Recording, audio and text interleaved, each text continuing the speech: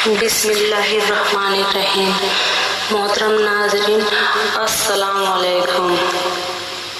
میرے پیارے بھائیوں اور بہنوں، آپ لوگ سے گزارش ہے پلیز ہمارے چینل کو لائک، سبسکرائب، کمنٹ ضرور کریں۔ پرندوں کا ایک جھنڈ ان کے سر کے اوپر پھیلا کر سایہ کر رہا تھا، لیکن ان میں سے ان کا محبوب پرندہ ہدہد غائب تھا۔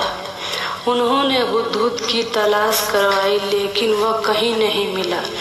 حضرت سلیمان علیہ السلام اس پر غضبناک ہو گئے اور فرمایا، ہدہد تو فرار ہو گیا ہے یا پھر وہ خیانت کر بیٹھا ہے۔ اگر وہ مجھے ملا تو میں اسے ذبح کر دوں گا یا پھر اسے سخت سزا دوں گا۔ یہ کہہ کر انہوں نے ایک نبی ایک جن کو ہدہد کی تلاش میں روانہ کیا۔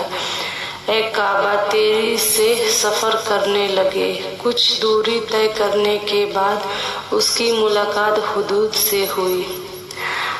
عاتب بکعب نے اسے حضرت سلیمان علیہ السلام کے غضب کے بارے میں بتایا اور کہا کہ اسے ان کی تلاش میں بھیجا گیا ہے۔ یہ سن کر ہدہد بولا، میں ایک مبارک خبر لے کر آیا ہوں، اور جس نے حضرت مجھ سے بالکل ناراض نہیں ہوں گے۔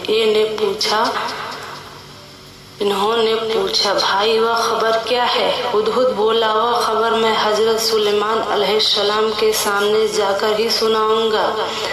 چلو ہم وہیں چلتے ہیں۔ پھر دونوں حضرت سلیمان علیہ السلام کے دربار میں حاضر ہوئے۔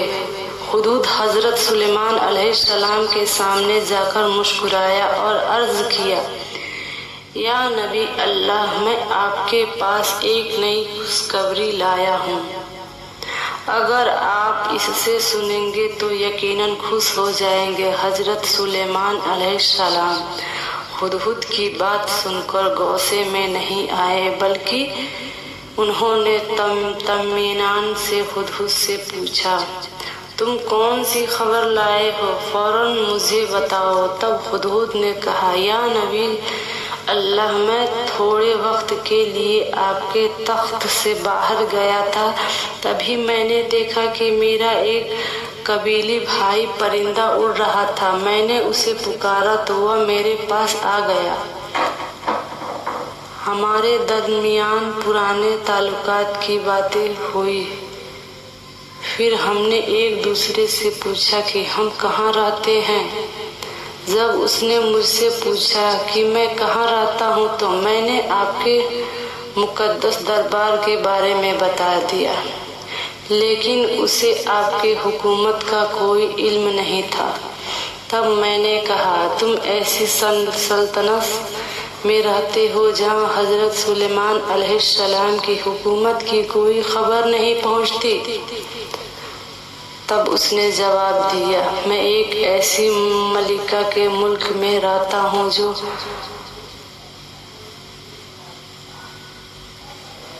اتیانت روپوتی، دیواتی اور آرام پریہ ہے۔ ان کے ملک میں ہر کوئی شان اور امن کے ساتھ زندگی بسر کر رہا ہے۔ ان کا تخت عظیم اور بے حد خوبصورت ہے، جو ہیرے، جھومر، موتی اور دوسرے بیش قیمتی زیورات سے آرات ہے، اور وہ ایک ایسے شہر کی ملکہ ہے جہاں ہر دروازہ اور کھڑکی سونے اور چاندی سے بنی ہے۔ تب میں نے اس سے کہا، شاید ہمارے شہنشاہ حضرت سلیمان علیہ السلام کو تمہارے ملک کے بارے میں کوئی خبر نہیں ہے۔ اگر انہیں علم ہوتا تو یقیناً ملکہ بلقیس کو انہیں اختیار کے تابع آ کر حکومت کرنی پڑتی۔ تب میرے قبیلے بھائی پرندے نے کہا، چلو میرے ساتھ۔ ہماری ملکہ نے شاندار اور پرکیف ملک کو ایک بار دیکھ آؤ۔ اس کا یہ مشورہ سن کر میں نے پہلے جانے سے انکار کر دیا۔ تب میرے دوستوں پرندوں نے کہا، کی خوبصورت عورتیں میں سے ایک یہ کی ملکہ بلقیس بیگم को एक बार देख आओ। वह कितनी हसीन, कितनी ताकतवर और कितनी काबिल है, यह देखने बिना तुम अंदाजा नहीं लगा पाओगे। मेरे अजीज रफीक के लबों से उसकी ऐसी तारीफ सुनकर मैं उसे देखने के लिए रवाना हो गया।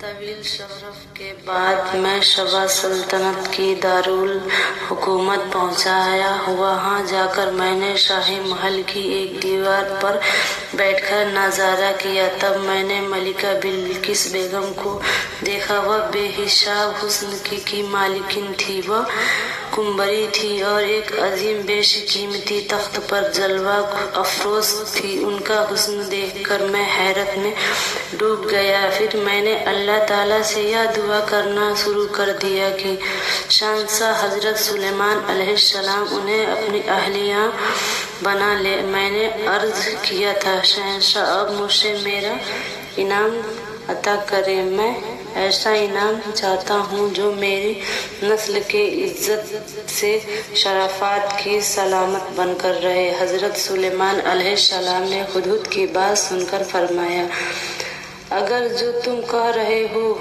वह हक है तो बेशक तुम्हें इसका इनाम मिलेगा, लेकिन इससे पहले मैं यह तस्दीक करूँगा कि तुम सच्चे हो या झूठे हो। अगर तुम अपनी खबर में सच्चे हो तो मैं अल्लाह रब्बुल आलमीन इज्जत से दुआ करूँगा कि तुम्हारे सर पर एक यादगार ताज रखा जाए। लेकिन अगर तुम झूठे साबित हुए तो यकीनन मैं तुम्हें सजा दूंगा। तब हुदहुद बोला, या नबी अल्लाह, आपके सामने झूठ बोलने की हिम्मत मुझे में नहीं है।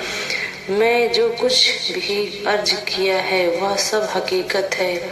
हकीकत में यह वाक़या इससे भी ज़्यादा दिलचस्प और तफसील से भरा है, लेकिन मेरे छोटे से लबों से मलिका बिल्किस के हुस्न और उसकी अजीम सल्तनत का मुकम्मल बयान देना मुमकिन नहीं है। लेकिन या नबी अल्लाह, एक बात है जो अफसोस खा रहे हैं, और वह यह कि मलिका बिल्किस और उसकी पूरी रियाया आफ्ताब की इबादत करती है। यह देखकर मुझे बेइंतहा अफसोस हुआ। हजरत सुलेमान अलैहिस्सलाम ने हुदहुद की यह बात सुनकर पूछा, क्या तुमने उन्हें सूरज की इबादत करते हुए देखा है? हुदहुद बोला, जी हाँ, मैंने अपनी आंखों से देखा है। वह सब सूरज की इबादत कर रहे थे। या नबी अल्लाह, शैतान ने उन्हें गुमराह कर दिया है, जिससे सबक उन्होंने अल्लाह ताला के बताए हुए हक रास्ते को छोड़कर आफ्ताब की इबादत को अपना लिया है और वह हिदायत से बहुत दूर हो गए हैं। हजरत सुलेमान अलैहिस्सलाम ने हुदहुद की यह बात सुनकर फरमाया, या हुदहुद, मैं चाहता हूँ कि तुम्हें एक खुसूसी सफीर बनाकर अपनी खत मलिका बिल्किस के पास भेजूं। तुम इसे खुद वहां पहुंचाओ ओके, और मैं देखना चाहता हूँ कि मलिका बिल्किस इस खत का क्या जवाब देती हैं। हुदहुद बोला, या नबी अल्लाह, तो मेहरबानी करके खत लिखा दीजिए, मैं फौरन इसके मलिका बिल्किस तक पहुँचा दूंगा। तो हजरत सुलेमान अलैहिस्सलाम ने खत तहरीर करना शुरू किया। उन्होंने खत इस तरह लिखा, बिस्मिल्लाहिर्रहमानिर्रहीम। यह खत अल्लाह के नबी सुलेमान की जानिब से सबा की है, बिल्किस के नाम है। या मलिका बिल्किस, फौरन इस्लाम कबूल कर हमारे पास आ जाओ, वरना अपनी सलामती के लिए तैयार हो जाओ और अपनी लश्कर के साथ हमारे मुकाबले के लिए तैयार रहो। या खत तहरीर कर हजरत सुलेमान अलैहिस्सलाम ने हुदहुद की चोंच में दे दिया। हजरत सुलेमान अलैहिस्सलाम से इजाजत लेकर हुदहुद परिंदा व खत लेकर रवाना हुआ। तवील सरफ तय करने के बाद वह सबा सुल्तान की दारुल हुकूमत पहुंचा कि वह सही महल गया और देखा